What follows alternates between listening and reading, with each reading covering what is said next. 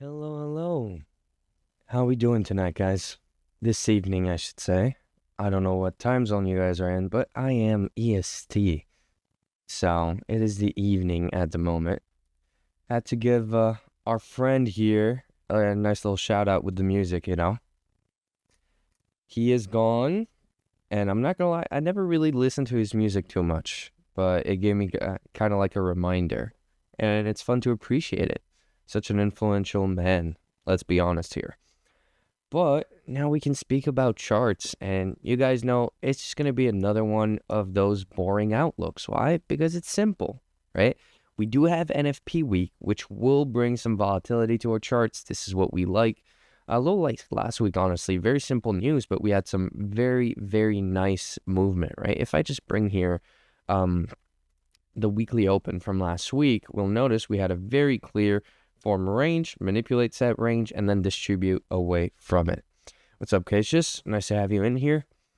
So very straightforward. But with NFP, I have a little bit of a different framework because I know what to expect with the news.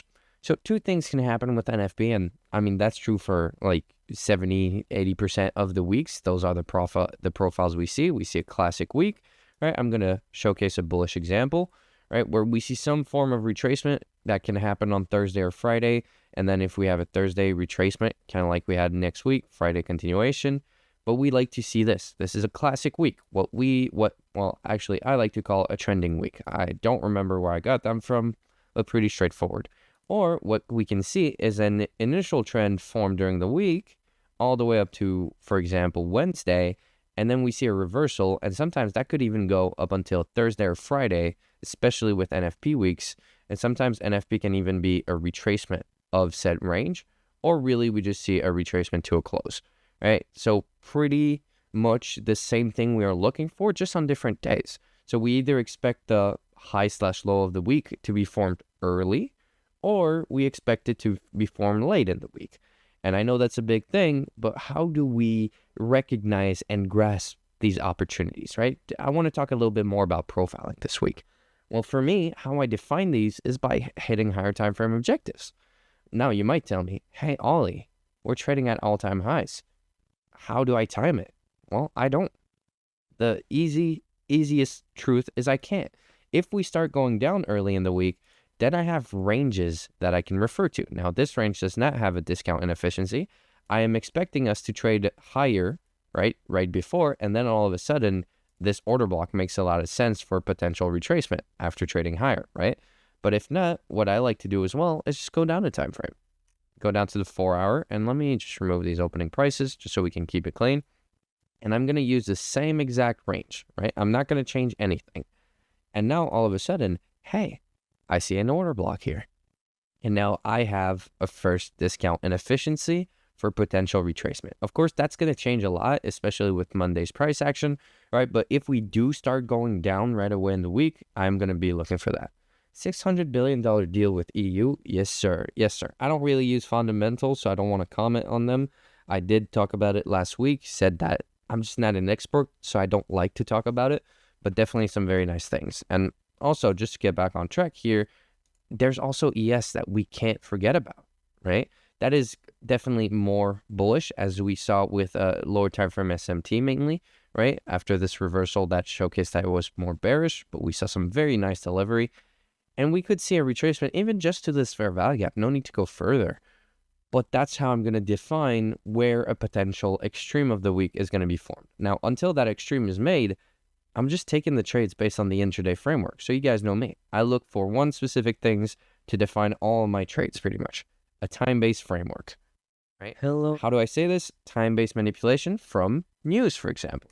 So here, if I just go back to the news, if you guys are curious, you can go to the announcement. On Monday, we have nothing, so I'm going to be very much more focusing on the candle structure, right? So the day's price action, go to the 15-minute, look based on the open. But on Tuesday, we have 10 a.m. news, so I'm going to look at 10 a.m. to manipulate on either side, and then I always look, is there a statistical target? Like, for example, a session framework or an opening price, and then I can trade that move, right? Always looking for moves with a positive expectancy. What does that mean? They happen successfully more often than they don't. That's what I like to see. And of course, based on risk to reward, right, you could trade a 30% statistic as long as it's far enough away that it offers enough risk to reward. But for myself, I prefer to look for consistency. That's how I personally utilize statistical data, right? So for a week like this, taking into account the profiling we just discussed and the current movement, well, if we start going down on Monday, then I'm going to look for my first discount. Of course, if we open higher and everything, I told you guys, right, you could anticipate this level, or if we still don't have a discount in efficiency on the daily, for example, I'll go back down to the 4-hour, find another one, see if this was to happen on the 4-hour. We do have a very nice swing low here. This would be a beautiful place to reverse. So perhaps we will see some initial bullish price action on Monday and then a move lower. And then with NFP, with late week reversals, I'm going to look for price to trade higher. On NFP weeks, I don't trade Wednesday afternoon and Thursday. So if we see a Thursday reversal or a late Wednesday reversal, I'm not stuck wondering when it's going to reverse. I can just trade the continuation off of that move. And of course, that does offer less return than trading the reversals. But as I just explained, I'm interested in consistency, not return. And my consistency brings the return that I look for. Now, it's a totally different story if we start going up higher. Well, actually, it's the same thing, but in reverse, right? If we start going up higher, I'm going to firm a retracement, but for NFP. So I'm going to be trading longs on Monday, Tuesday, Wednesday morning, and then expect a late week reversal to go into discount. And if on Thursday we do have a really big candle, sometimes you can even see, as I discussed at the beginning of this call, Friday, our NFP being a retracement of Thursday's range. So very straightforward overall, but being open to every possibility, I think, is the most important part. And once again, how do I transfer these ideas into profitable trading frameworks? The daily structure, right? If you want to call it power of three, call it power of three. That is the easiest way to look at it.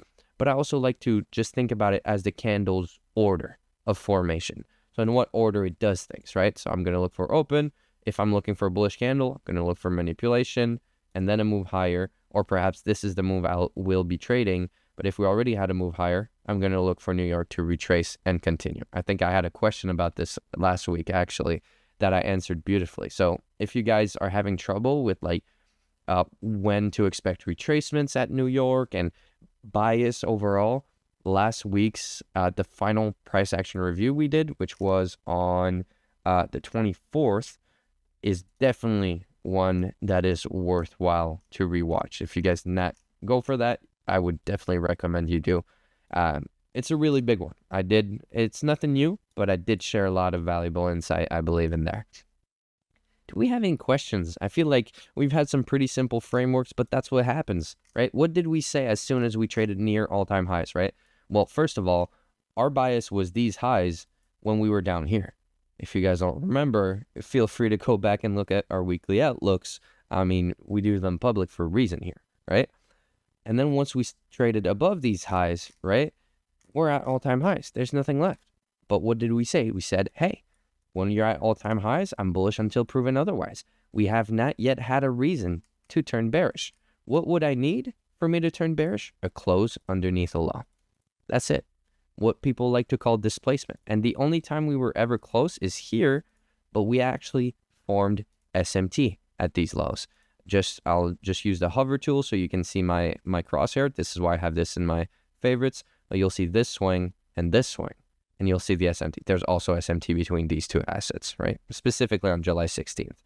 But for me to turn bearish, I need this, and a first sign would be an invalidation of a bullish array. For example, inversing this doesn't give me absolute confidence, but it gives me a first sign, and then closing, for example, a bearish candle through this level would give me that idea, right? This could happen this week. This is why I'm trying to speak on it, but something like this, right? Just closing through it. What kind of news would expect for us to turn bearish? I don't use fundamentals, as I said. I really, really don't. I believe it goes the opposite way. This is my personal belief. I believe that when price has to go down because the markets, the financial economy needs it, then news around it make it as such. Right? I don't believe it goes the other way. So that's why I don't personally like to use these numbers. They are available in Right Statistics, sentiment analysis and such, but this is not something I personally use, so I don't want to talk about it, right? I think it's important to be honest about your knowledge, especially when we're talking about things that are so multifaceted and complex, right? The markets are very complex. So I will tell you guys everything I know about. And when I know about something and I have data behind it, I am extremely confident and happy to share openly. But when I don't know about something, I feel it's better to be honest with you guys. Completely agree. We are the bait. Then Goldman Sachs runs it the other way. Fair enough. Fair enough. I mean, that is pretty much my belief. Your Discord tag, is that a sniper? That is pretty cool. I'm not gonna lie, that is very cool. Hello. Sniper trays, let's go. Unfamiliar. I don't know who that is, or I see it's a community. That's awesome. But I really do love the tag. It looks good. Hello. Where's my tag, by the way? Oh, I think I forgot to pay for more boosts. Oh, yes. Okay, so the rice tag will be back right after this call. That's awesome. That's awesome. Do we have any questions before we complete this outlook today? I mean, pretty simple stuff, as I said, but definitely going to be a very interesting week with NFP. I'm excited to see how we're going to go about things. Hello. Always a pleasure. Always a pleasure. Glad to have you guys in here. Always happy to be able to share what I can with whomever decides to be here. Subs in there, you know him, if you know him. This is my first time joining a call, and I'd love to say you're a great dude. Seriously, have a great rest of your day. Thank you very much. I appreciate that. Glad to see you in here for the first time. That's awesome.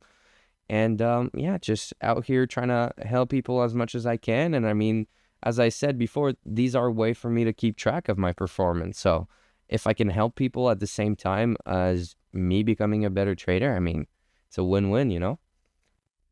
I'm going to call it here, though. You guys have a great evening or night wherever you are in this world. We're going to have price action reviews on Monday, Tuesday, perhaps Wednesday. This one we'll have to see, and Friday. So we'll be seeing a lot of each other this week. Good luck trading tomorrow. Talk soon, guys. Bye.